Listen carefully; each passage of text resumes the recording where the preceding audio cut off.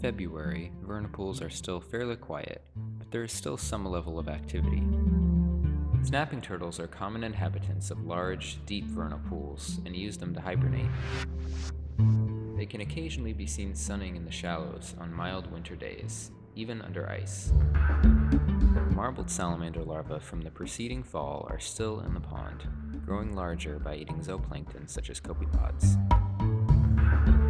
The Jefferson salamanders remain in the pond for most of the winter, taking shelter under leaf litter when they are not breeding. They will often swim to the surface to take gulps of air, but they do not linger, as this will expose them to predators.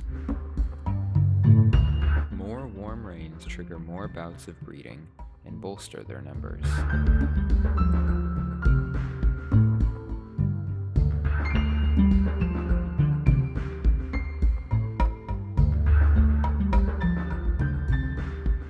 Once they have finished breeding, the salamanders usually remain in the wetland until the next rain, which will allow them to return to their burrows with less risk of drying out or being picked off by predators on the way back.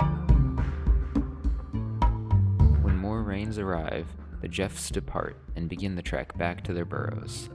They are vulnerable to cars and predation during this time, and if confronted, will wave their tails above their heads, causing predators to get a bite of expendable tail rather than the head.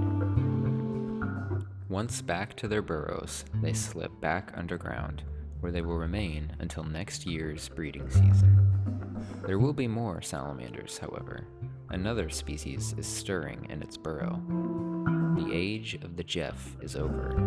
The time of the spotted has begun. Stay tuned for the next and pinnacle edition of Underwater Ecosystems, Vernal Pools, March.